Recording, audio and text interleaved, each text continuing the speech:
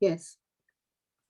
Okay, so this is where we left off, page 307. When he began writing, Baba would assemble all the men to hear his verses.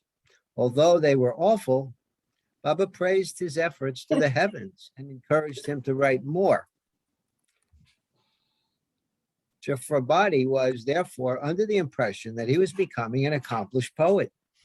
On the evening of July 27th, while he was returning in a tram to the Manzil from his job, his mind was so engrossed in his newest composition that his intoxication carried him several stations beyond his destination.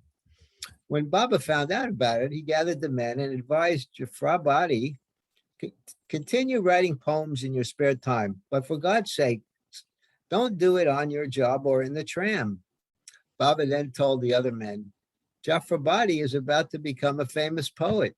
A suitable nom de plume should be found. Many pen names were suggested, but Ghani's was approved.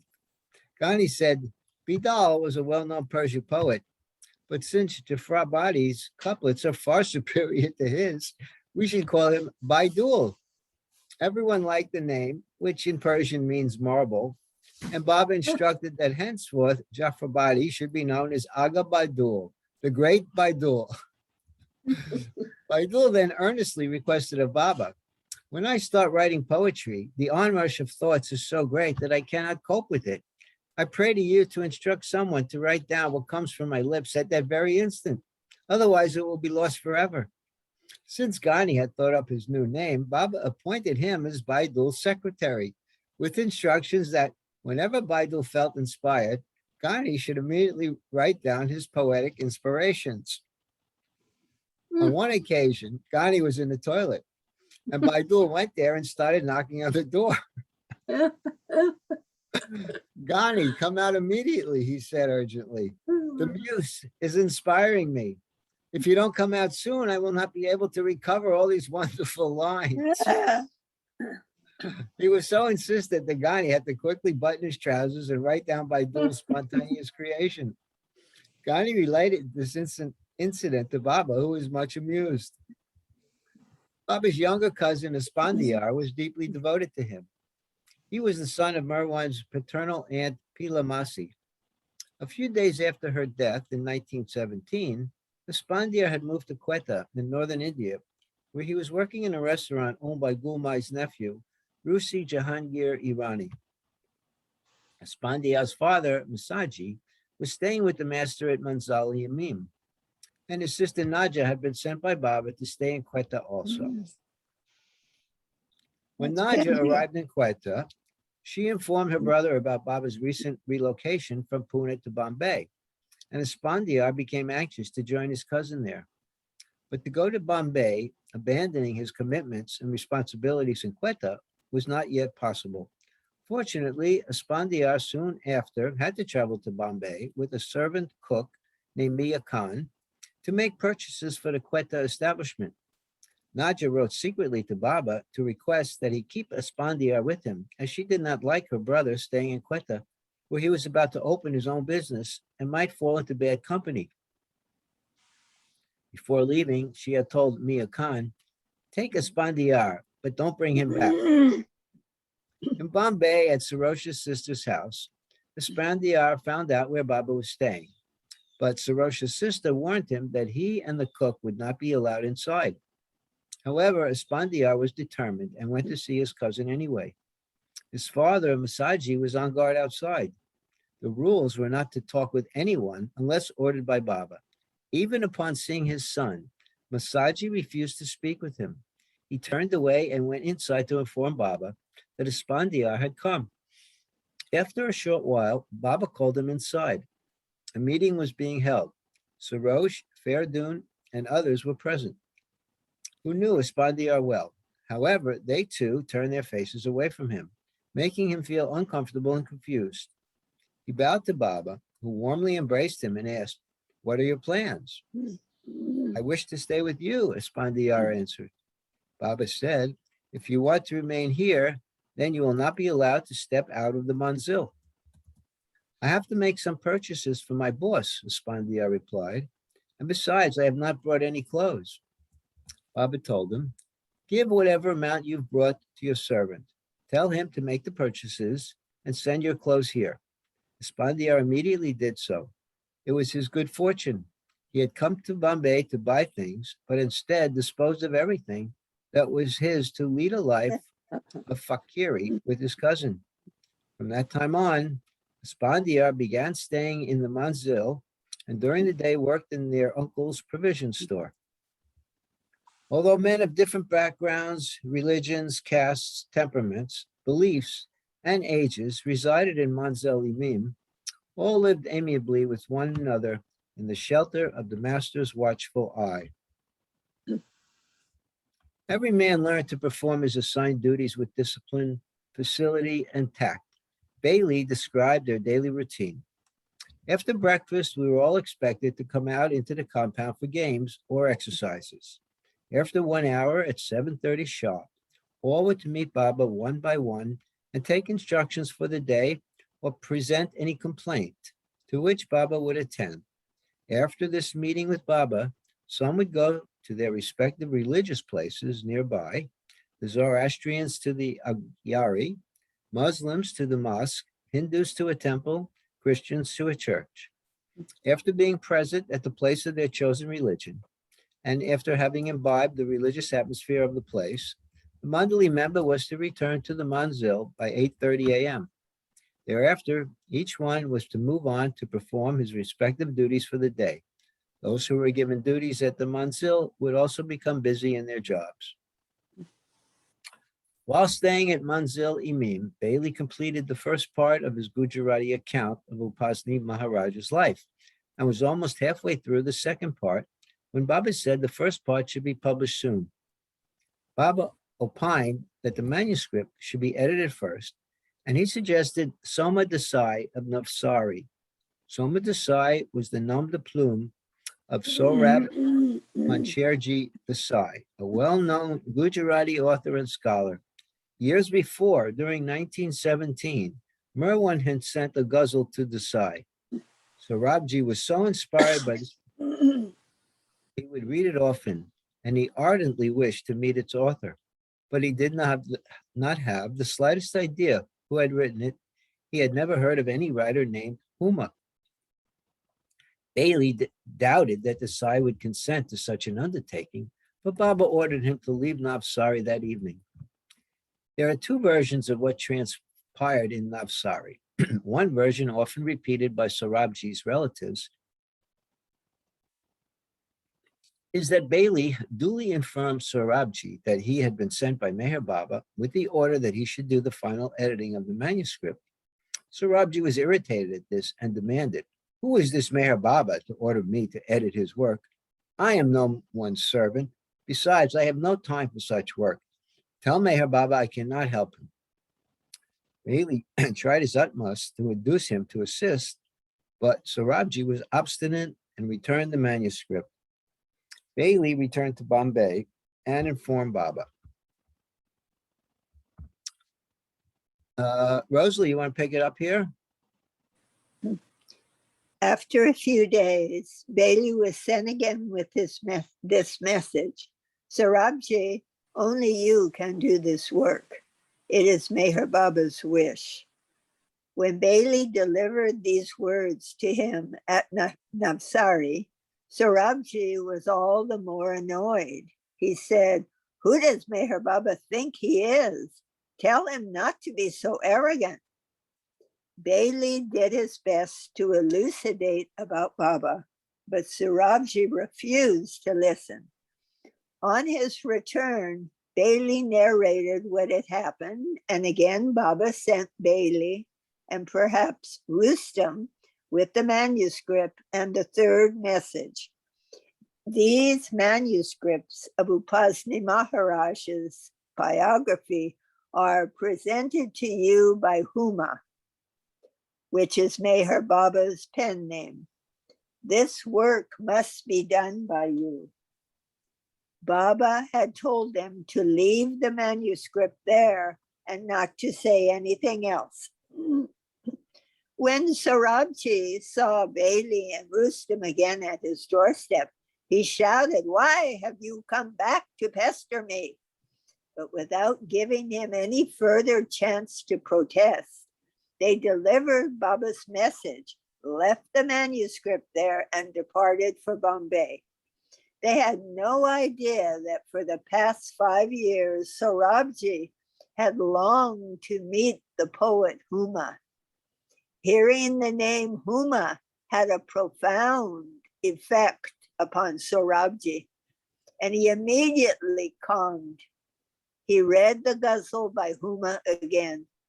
Tears came to his eyes, and he touched his forehead to the manuscript papers in reverence.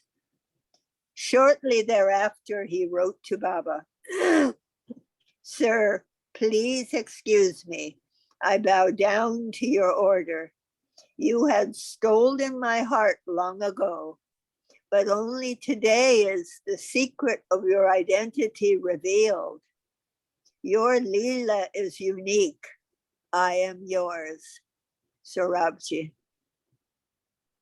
Years later, however, Bailey wrote a different version of his first meeting with Soma Desai, in which he related that he was given a cordial welcome by Sorabji. There was something so pure about Soma's personality, Bailey wrote, that anybody would be attracted at first sight itself. Full of simplicity and humility, ready to serve others as if serving God, treating everyone as equal, irrespective of caste, color, or creed, a real man of God. According to Bailey, Sorabji expressed his inability to take on such work as he had 2 pending books of his own to finish. Apologizing sincerely, he returned the manuscript to Bailey without even opening it. He said, "Other than this seva, service, if I can do anything, I am willing to do so. My respects to Baba Shri from myself and my entire family. I am desirous of his darshan, and in future, if there is any chance, I beg him to give me his darshan." Bailey returned to Bombay and gave a detailed account of his meeting to Baba. Baba told him to rest and then return to Navsari and make the request to Desai again. According to Bailey, before he departed, Baba gave Bailey a photograph of himself and said, "Give this to Desaji as my gift and ask him to remember me continuously. He should not be in the least anxious or worried about anything, leaving everything to me and be resigned to me." Along with the photo, Baba gave Bailey instructions of what to say to Sorabji regarding the work, saying with emphasis that corrections, editing, and so forth were essential, and that the task was to be accomplished by Sorabji alone. Under any and all conditions and circumstances, Baba emphasized he wanted the work completed. Not only that, but Baba wanted Desai to arrange the proofreading, binding, printing, and publishing of both volumes of the book. When Bailey presented Baba's photograph to Sorabji, a profound change came over him. For a few moments, he kept staring at Baba's photo, then slowly lifting it in both hands, he pressed it to his spectacles and forehead and finally flooded it with kisses. In a voice charged with emotion, he said, "I wonder why I so strongly and intuitively feel deep within me that I have known Baba Shri for a very long time, that I have already been introduced to him and that we have an old contact or connection. He agreed to do as Baba Shri requested. Sorabji began editing the work, during the course of which he had various spiritual experiences. He would write to Baba about some clarification in the manuscript, and no sooner had his letter been posted than Baba's letter containing the answer to his questions would arrive that very day. Rustam was sent to Navsari many times over the course of the next year in his connection, in this connection.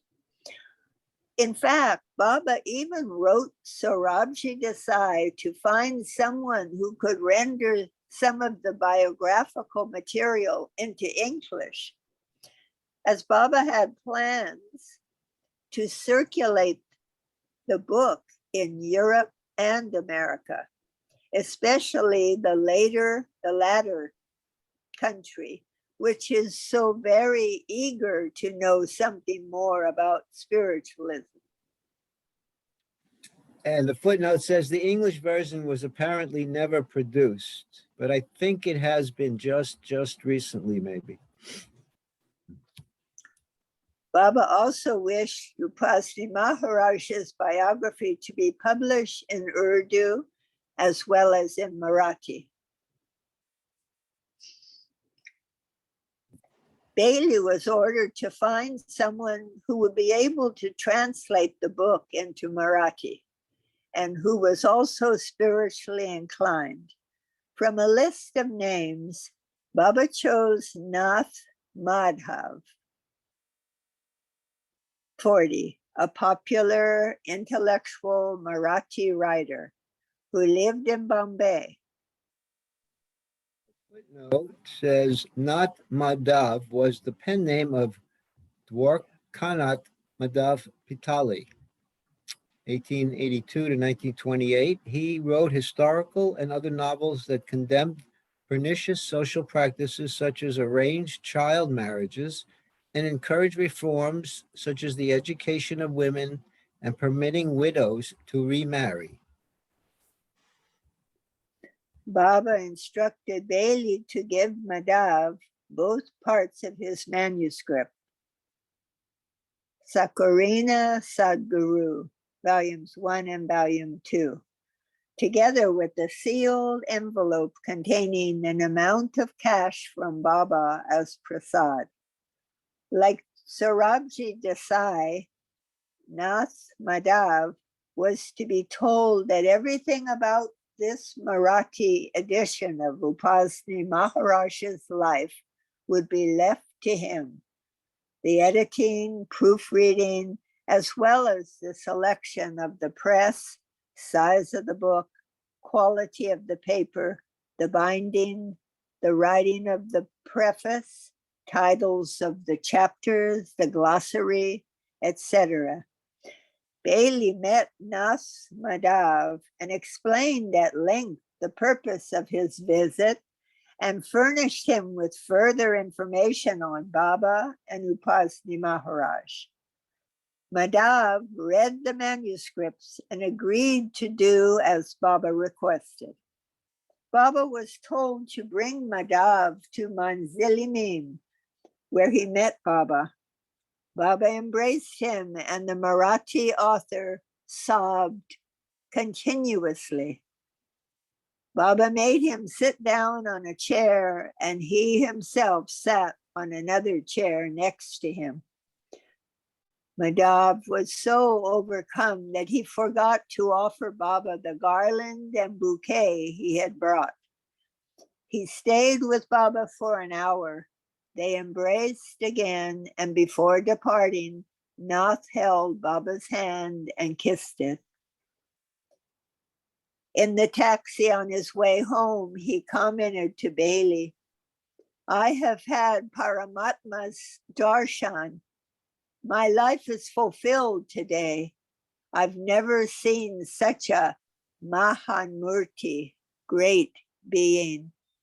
His Nirvana, divine light, is like a magnet. My heart and mind got so attracted. Which unfortunate fool would not surrender his all to such an avatari Purush, God in human form? It is most unfortunate that people without seeing, knowing, or recognizing Baba ridicule or slander him for their own selfish reasons. It must be my past life's good karma that I got this opportunity for his darshan, and I became worthy to serve him and obey him.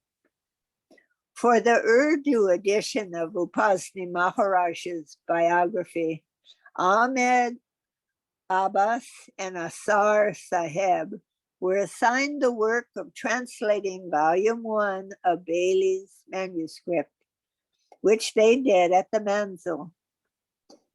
They closeted themselves in their rooms during the day, allowing no one to enter. They would come out only for meals and games. Okay, thanks, Rosalie. Michal, you want to take it from here? Of course, at that time, there Okay, was an okay. internet or Mahu, it's, social media, Wait a minute.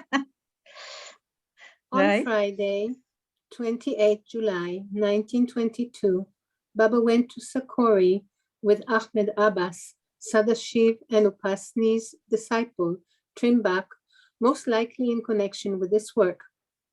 Before leaving, Baba dictated this message for Ghani. I am going to Sakori for some important and serious matter. The troubles relating to the internal world, about which I spoke to you some time back, are about to begin. Shri Upasni Maharaj will settle the whole affair with me, and the matter will begin with myself. Thereafter, Maharaj and the whole world will turn against me.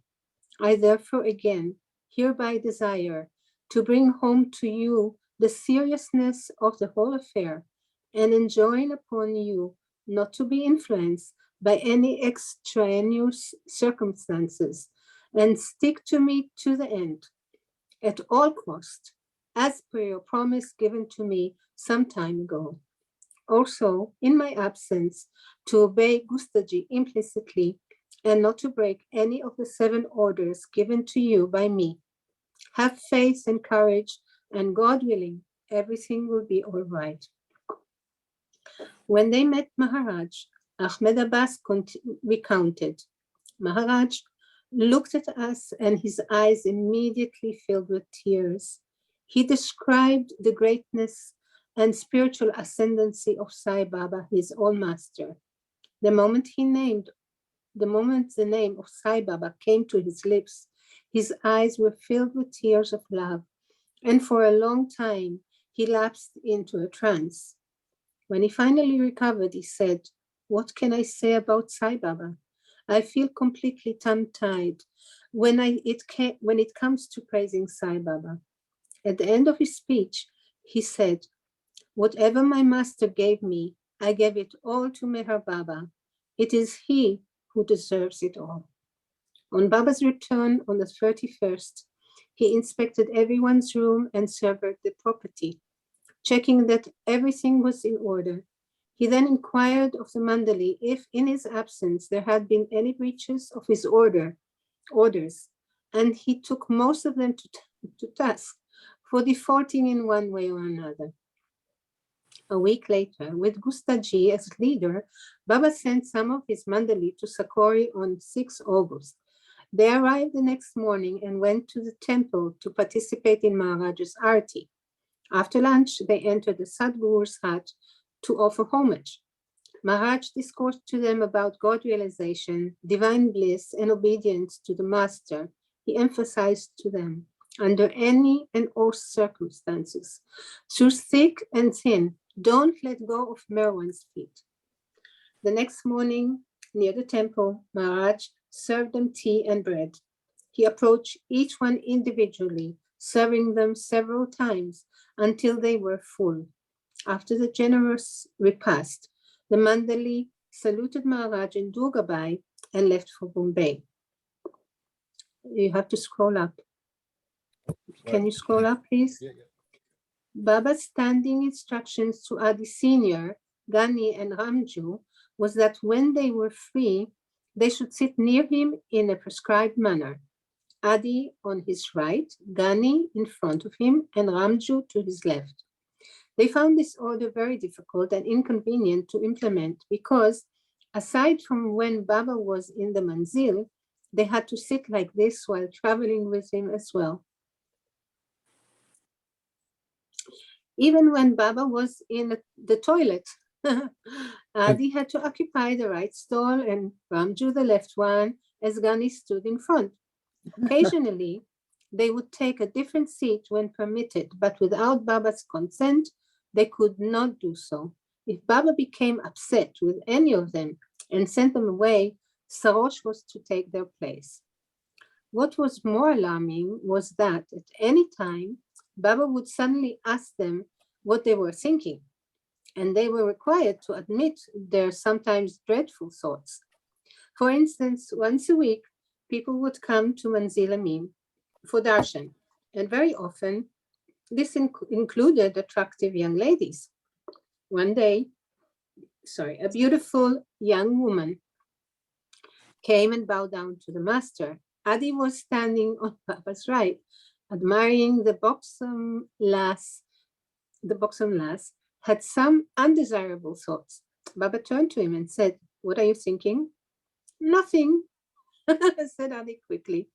The incident was not forgotten, and Baba's probing went on for days. Each time, Adi would reply, "Nothing." Gani also was not free from such lustful thoughts. Once Baba addressed them both and said, "Do you think I'm a fool? Do you think I don't know what you're thinking? I know everything. I know what you thought yesterday. I know what you are thinking today, and I know what you will be thinking tomorrow. The past, present, and future are open books to me." He then startled both by narrating some intimate incidents in their lives that had occurred before they had met him, revealing the dates, locations, and circumstances, information only they could have known. Both were dumbfounded as to how the master could know these details, and they began to weep. "Don't tell me lies," Baba said. "You two scoundrels have been lying to me for days." Adi blurted out, "Then don't ask us such embarrassing questions in front of others." "Nothing of the sort," Baba said. "I will ask you whatever and whenever I like. You must obey me." And Baba did continue to question them often, and they would openly confess their thoughts, good or bad. Adi was sharing a room with Sarosh. Every evening when Sarosh returned from his training to the manzil, first he would meet Baba, who would embrace him lovingly and comment, "Here is my king."